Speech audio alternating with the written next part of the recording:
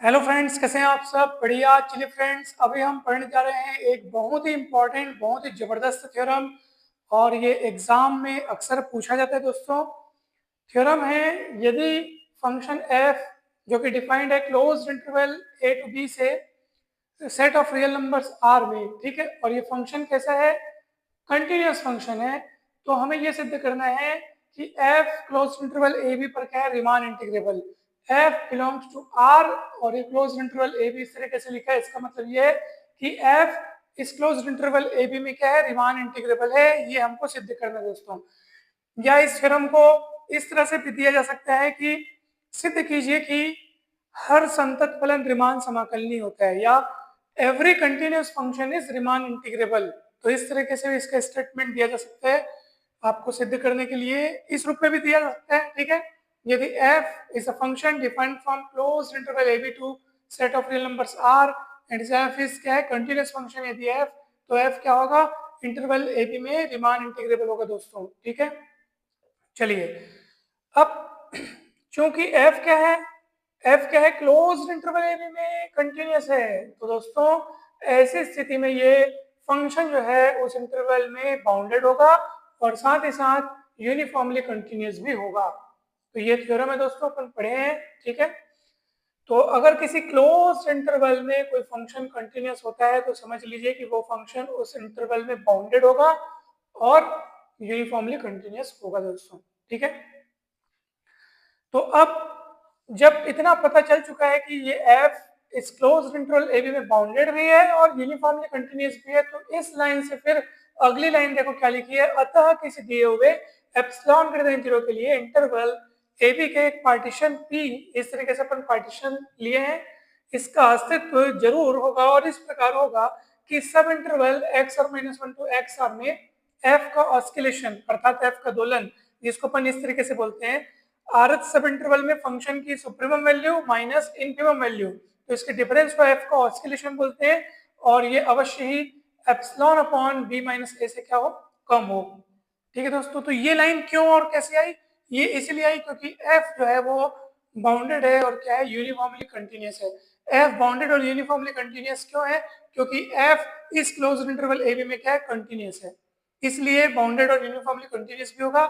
इसलिए उसका ऑस्किलेशन जो होगा सदैव किसी एक नंबर से, ठीक है, कोई संख्या से क्या होगा? कम होगा। और वो संख्या यहाँ पे कौन है दोस्तों? एप्सिलॉन अपॉन बी माइनस ए, ठीक है।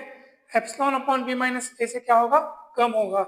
तो चलिए दोस्तों, अब ध्यान से देखिए। अब की जो लाइनें हैं, अब की जो कहानियां हैं, वो बहुत सरल है, बहुत सरल से स्टेप से, और तुरंत ये थ्योरम सिद्ध हो जाएगा दोस्तों।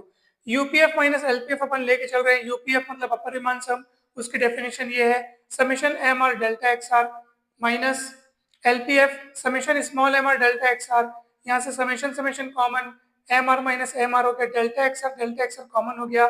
उसके बाद हमने यहाँ पे क्या लिखा है कि ये ऑस्किलेशन अर्थात M R minus M R किससे छोटा हो? Epsilon upon B minus A से कम हो।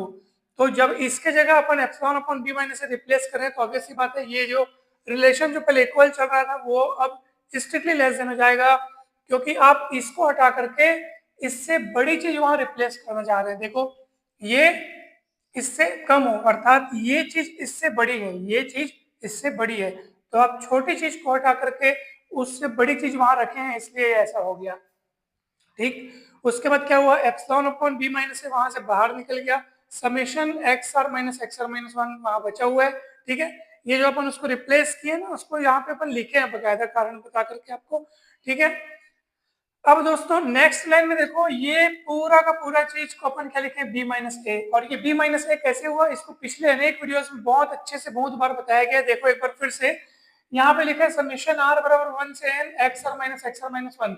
आर का मान आप 1 2 3 4 रखते जाओ, कहाँ तक रखते जाना आपको? एन तक जाना। चलिए, आर का मान 1 रखेंगे तो X one minus X zero मिलेगा, आर का मान 2 रखोगे तो X two minus X one मिलेगा, आर का मान 3 रखोगे तो ऐसे करके चलते जाइए। लास्ट में जब आप एक्स एन माइनस एक्स, मतलब क्या मिलेगा आपके पास? X N minus one. इस तरीके से जब आर का मान आखिरी मान एन जब यहाँ रखोगे तो ये मिलेगा दोस्तों। अब देखो, ये एक्स वन इस एक्स वन से कट गया, प्लस माइनस कट गया, plus X two minus X two cut गया, इस तरह से x3 अपने आगे एक माइनस x3 आएगा, उससे कटेगा। ये जो माइनस xn-1 दिख रहा है, यहाँ पे xn-1 आएगा, ठीक है, xn-1 माइनस xn-2 आएगा, तो ये इससे कटेगा। ये अपने आगे एक और xn-2 आएगा, प्लस उससे कटेगा, तो सब के सब कटेंगे। बचेगा कौन? केवल xn और x0। तो यहाँ पे xn-x0 बचेगा, और xn कौन है? वही तो b है, और x0 कौन है?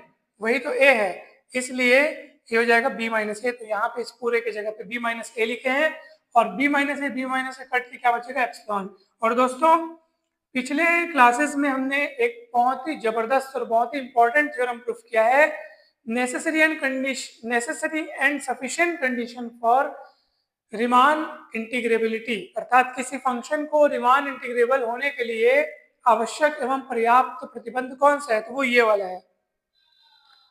आप देख सकते हैं कि UPF minus LPF is less than epsilon, यानी कि अगर आपको UPF minus LPF is less than epsilon मिला है, मतलब इससे सिद्ध हो गया कि function closed interval A B में क्या है? रीमान इंटीग्रेबल है।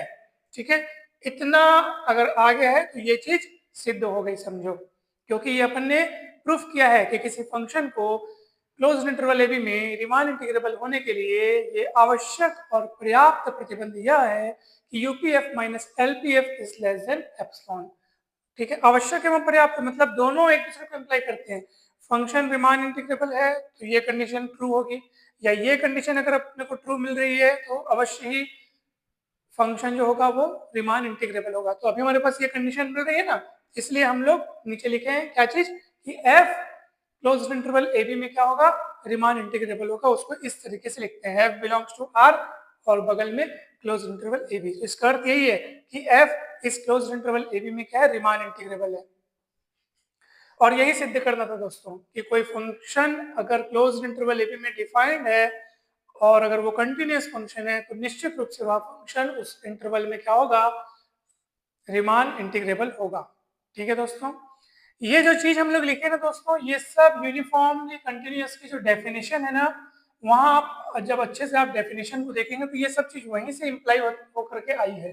तो इसमें आपको जरा सा भी कंफ्यूजन नहीं रखना है कि सर ये क्यों ऐसा लिखे अपन, क्योंकि वो यूनिफॉर्मली कंटिन्यूअस है ना। आप पढ़िएगा, ये पूरी लाइन से ये नीचे वाली लाइन इम्प्लाई हुई है, इसके लिए आपको पिछले कंसेप्ट, पिछले थ्योरम जो हैं वो आपको अच्छे से क्लियर होने चाहिए, तब आपको ये कहीं पर भी डाउटफुल नहीं लगेगा दोस्तों। ठीक है, तो चलिए आज की इस वीडियो में इतना ही। हम उम्मीद करते हैं कि ये थ्योरम आपको अच्छे से समझ में आया होगा।